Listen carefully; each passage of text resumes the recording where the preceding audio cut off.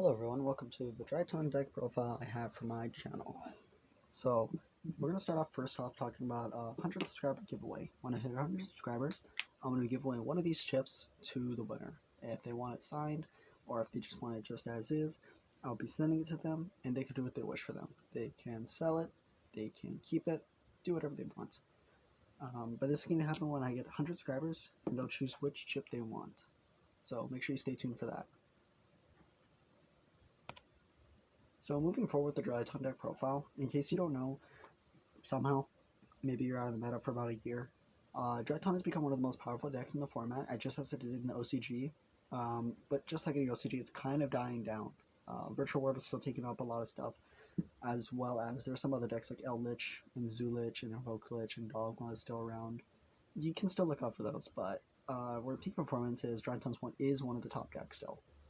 So it sets up Ruler with Ultimateness, or Ruler with Beatbuster Drake, or Ultimateness with Beatbuster Drake, simply to dodge around Imperm, Nibiru, and like Droplet with Dark Ruler, because Ruler stops the special summon, Ultimateness negates the Imperm. But with Unit Carrier, they can do Beatbuster Drake to protect the Ultimateness or the Ruler from it. But I believe that version's a little bit more hittable, considering that there's so many more stops to the Union Carrier needing it to resolve on the Ultimateness or Ruler than there is things for just tribute summoning Ruler and ritual summoning Ultimateness. But that's my opinion. Some of you may differ. If something happens to Ben 10, then also I'm going to be playing that variant simply because I want it to secure a win. But it always varies. But moving on to the profile, we're going to start off with our main deck. So we're going to go off with our 3 Alpha Thuban, which has become a mandatory staple. It is the best starter in the deck regarding drytrons, because it searches Ben 10 and it gets everything rolling. It's a light, obviously, machine, so it syncs up for Union Carrier. There's a lot going for it. I think if they actually hit drytron to 1 using Alpha Thuban, that would actually be a lot more hurtful than just simply Ben 10 to 1. Both yes and no, because this searches a lot more generic to what drytron wants to do, but Ben 10 searches like Eva and all their responses, so it's kind of mixed. This more like will start things, but Ben 10 keeps it going, so there's always that. We will also have 3 Ben 10. If Ben 10 goes to 1, then you'll be playing 3 Prod of Prosperity, you'll be playing some other cards maybe to digger out, probably more hand traps just to keep them slow enough, but you'll still be playing 3 Pepper Rights and all that.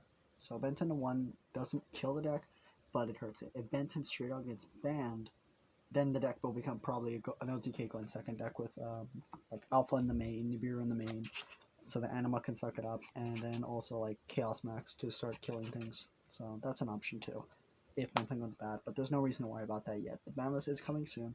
I don't think Ben 10's going to get banned this early.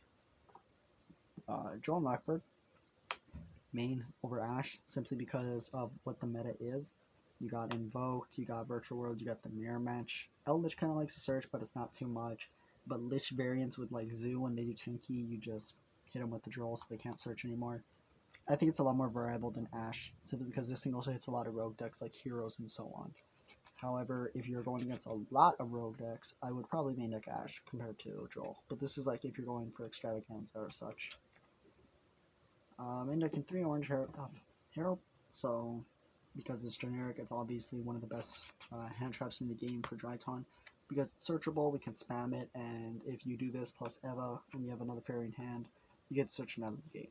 It's a negate that replaces itself with the right hand. And the right hand is searchable.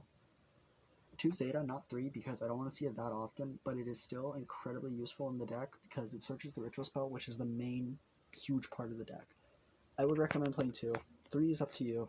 1 I was testing a bit, but overall I think 2 is the better number. However, it's up to each player, but Drytron Zeta is needed, but not as needed. Chaos Valkyria, it's such a good card. It lets me play past Nibiru when I get hit, because it's a light, it lets me make Union Carrier, it lets me tribute someone for Ruler, which is what I did one time. There's a lot of benefit to actually main decking Chaos Valkyria, as well as she's generic. And she's Foolish Burial, she gets banished off Eva or something else, and it's pretty good. I would always main deck her. I don't know why people don't, but it's also fair if you need to do the gate. Dog Knight, because it's Foolish Burial, obvious reasons are obvious. Ruler, obvious reasons are obvious, because it's the helmet version of the deck that says, no, I win. Main deck can 1 Petite. A lot of people are playing 2 now, I don't like it because we already have enough normal summons that is, in my opinion. It's only like about 3 normal summons, but sometimes you want to summon Donite, sometimes you want to summon the Eva, so it's always situational. But one potato is fine because by the time I feel like I'm going to resolve it, I've already got like one Ben 10 or one Natasha left in deck, and there's no reason for a second one if you're already winning that much. Indicator one Eva, obvious reasons are obvious. Searches starters, searches negates, searches anything we need. Ultimateness, because the deck needs it to survive. If it was just Ruler, it would literally just become a Union Carrier. But Ultimateness sticking around is such a nice card. If this gets hit, well, Perfection. If they both get hit, well then, like I said, you're just going to go for the Union Carrier for attaching to make that fine. And maybe you'll do like an Appaloosa with spam. Natasha for stealing, Widow Anchor, time in the round, so good, best card in the deck actually. It's so broken in the air match if you negate the ruler, because you just take control of it. Don't leak it away, just keep it.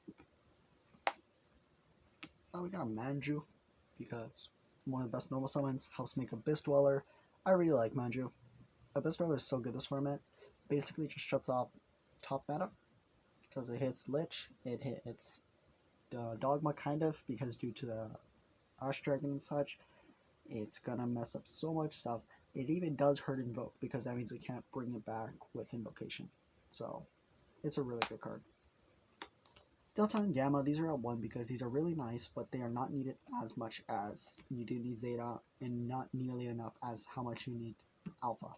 The draw 1 is good, but because we're main decking Prosperity, as well as the chance that we really want to draw 1 rather than just search something, that's why it's out 1.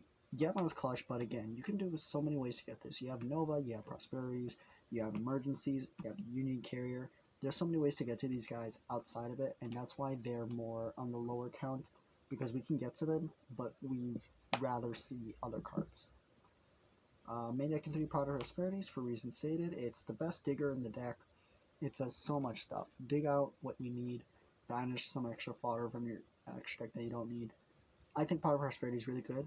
Everyone should be picking up their copies now before ban list happens, because if Natasha goes to 1, you will be main decking Power Prosperities because you want to dig out that Ben 10. So recommend picking them up now. It's such a wonderful deck. If you can't afford it right now, you don't need to play these. If you just want to keep them for a different deck, you don't need these right now. But if you can have them and you don't mind throwing that extra money out there, pick up your Prosperities. 3 Nova, 3 Emergency, and 3 Prep for obvious reasons. They are our searchers and extenders. They get us free stuff. It's such good cards. Should be 3 of all of them. We have 1 Meteonis, 1 Callby, 1 Instant Fusion, 1 Foolish Burial. If something happens, like DD Crow becomes more popular, these will still be mained, and you can probably up Meteonis to 2, simply because you want to have it more often. I got DD Crowed one time, but I still managed to win because we can link spam everything. But it wasn't too fun having it gone, but you don't need it at certain game points. Extra deck, we have Kikinagashi Fucho. If you get Joel, just make this and pass, although you'll survive the turn because they need some niche out like a Kaiju to kill this thing, or they make Goddess and suck it up. So there's that, but literally 90% of the decks won't be having that, so you won't really have to worry about that. We have Abyss Dweller. So just like I said, it's a really good card in this format. I recommend playing it. It shuts down the meta decks, so we don't have to worry about it. We have Laceric. Now here's an effect that not a lot of people notice, although I'm pretty sure they've read multiple times. Is that she could be Kikanagashi Fucho. You just make her, you do a quick effect, she can't be destroyed, you take no damage, you sit there for a turn. Next turn, make Zeus. This gives you attack, Downward, and Zeus. Keep that in mind, because if you do banish Kikanagashi Fucho, you always have Laceric for protection. Millennium Eyes, due to the instant fusion, we have Anima and Link Kribo. These two make Unique Carrier on their own, because they just are darks. So that's pretty good.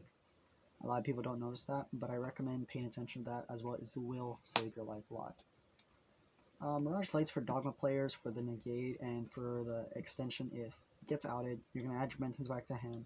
If you pitch a Benton or off this to negate, you're just going to add it back.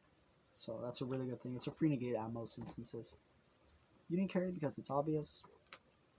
IP Masquerena because we play Goddess, and she's just a generic Link, and she makes something invincible. Make Borosaur. Borosaur can't be destroyed by card effects, nor can it be destroyed by battle. It's really hard to out at that point.